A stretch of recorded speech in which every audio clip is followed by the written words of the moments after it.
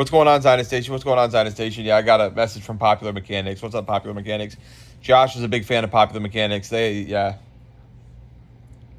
He told me a story one time about how he ordered a fishing pole. I believe it was from Popular Mechanics. Maybe it was from somewhere else. Because they used to have things in the back of that they would sell, like cool things that kids would like to buy. Cool, like, yeah.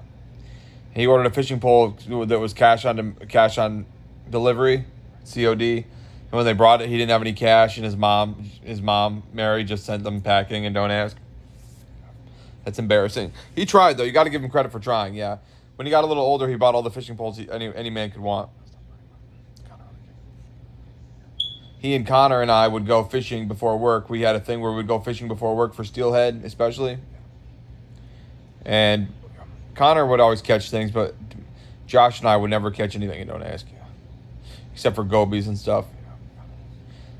Connor is a good fisherman and don't ask. What's up, Patrick? Anyway, we're going to do Esther now. We've got 5 minutes left. What should be done for the man whom the king wishes to reward? Haman believed the king was referring to him, and so he laid out the kind of elaborate celebration he'd like planned in his honor. He suggested the king clothe the man in a royal robe and have him ride the royal horse in the public square. Everyone in the kingdom should know what the man had done and be given the chance to honor him themselves. Rachel told me something. Heard Haman out. Rachel told me something. She loves me to think that she has brown hair. Esther does too. Because they know I love those Holocaust Jews, yeah. Julia came now, so they all dressed with brown hair for me, yeah. We all have blonde hair though. The king heard Haman out and then ordered, "Hurry, take the robe and the horse." Yeah, they wanted to hear about, we'll back this up a little bit, Gwen. Yeah, they're talking about how Haman said he wanted to honor the guy that, whatever, saved the king because it must be him. And then it turned out it was Mordecai, the guy he was trying to kill. And Haman really got fucked big time. One of the all-time fuck yous that the king gave Haman and don't ask. Everyone saw it. We were talking about how my sister Anna is really rogue. Yeah, she's really an X-Men. That's why she's not allowed to touch men. She's really rogue. Rogue's real name is Anna. I really want them to make a Rogue movie because Rogue is a badass X-Men. Yeah, I love the X-Men, man. Rogue Anna, whose name is Anna. She's from Louisiana too. She's from the Bayou. Has some really badass comics about meeting with a shaman, a Native American shaman, and going to. I think I talked about it in an earlier video, probably. Yeah, I'm sure I did. But she goes to a spirit realm. It's like a parallel realm. It's a dream world. And it's a dream world, and it's a really well written comic. So you should read the. Let's see. We'll look it up right now. We'll go to Grok. We couldn't find who made the stand-up bit we were talking about on SNL, but Rogue, Native American, Rogue, I'll say X-Men comic, Native American. They are angry I'm talking about Anna right now because I spent so much time with Anna. Is that really fair? Not really.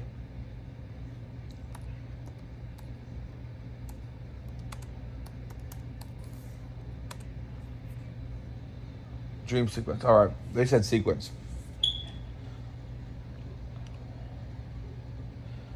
I am tired. I got tired all of a sudden. I need to take some more Excedrin. I'm going to get some Excedrin and some coffee when I go to Walmart later. They don't want me to go because they don't want me to get arrested. The Farbanks, that's right, it was called the Farbanks.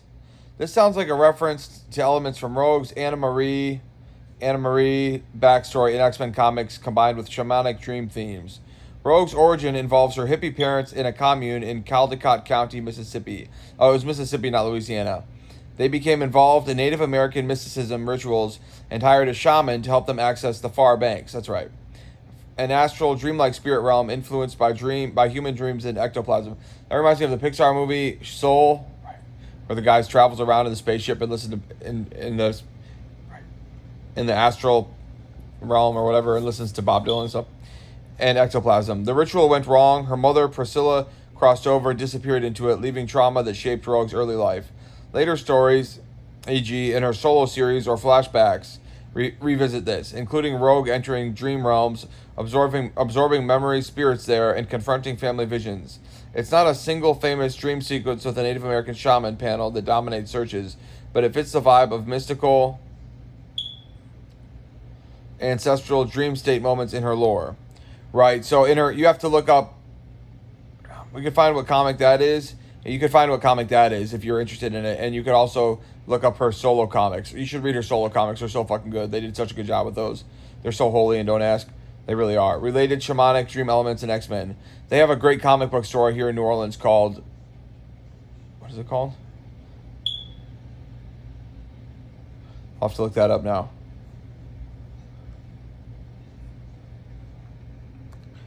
BNI Comics? I think it's BNI Comics.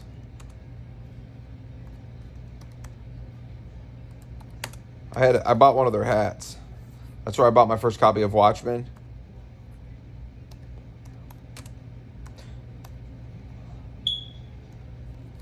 And a House of X comic, which I had to return.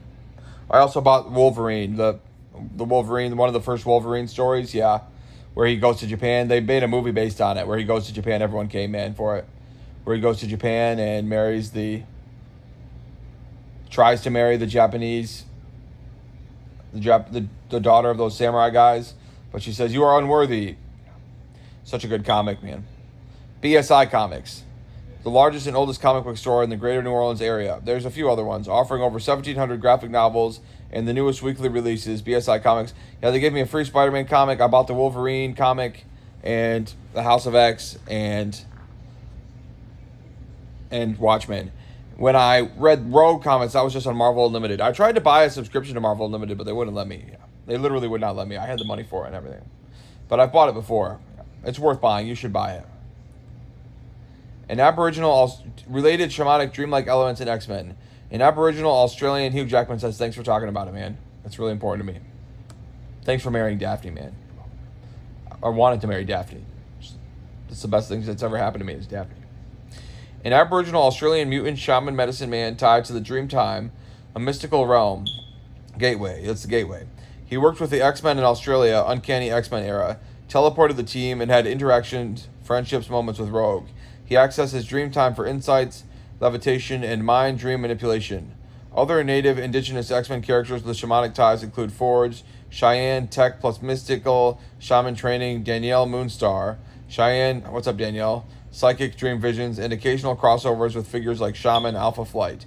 If you're looking for a specific issue, it might be from Rogue's miniseries, classic X-Men reprints, or flashbacks in Uncanny X-Men. Let me know more details, e.g. approximate era or artist, for a deeper dive. Visual comic style interpretation. Your query reads like a great prompt for a comic panel. Here's a generated image. They didn't give me that. Okay.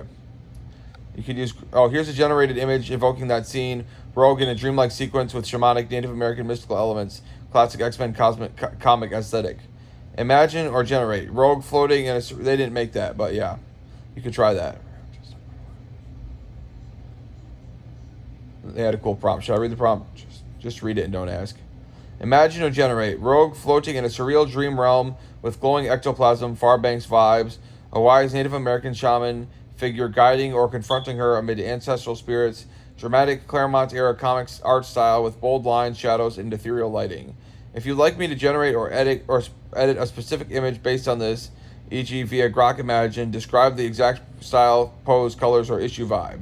Or if you want comic recommendations, panel hunts, or story summaries, just say the words. I'm gonna copy paste this to see if it'll actually do it.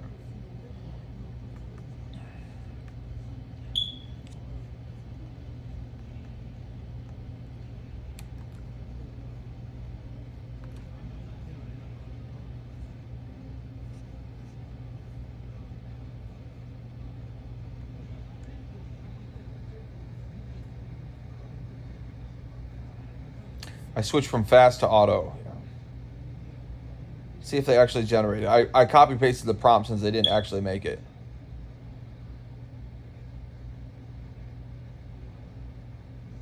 Generating image. I think they're going to make it now.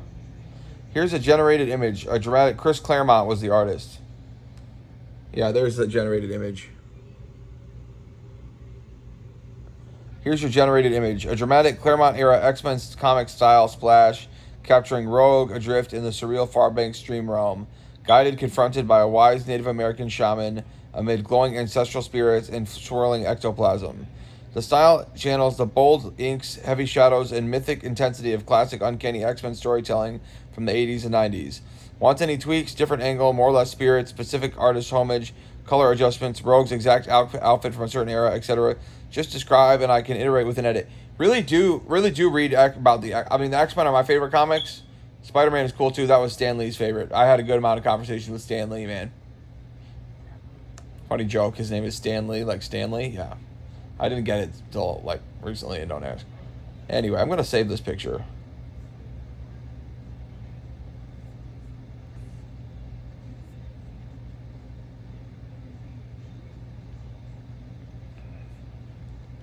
But, oh, sorry, Lord said it's okay, don't ask.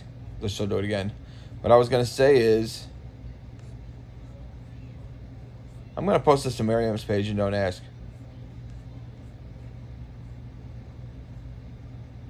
What I was going to say is,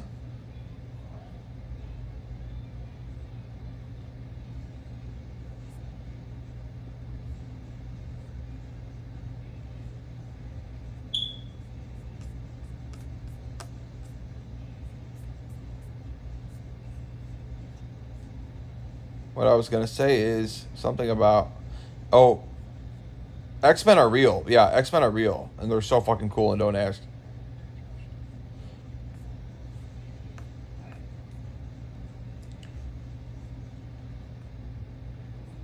We did that together, so I'm going to post that.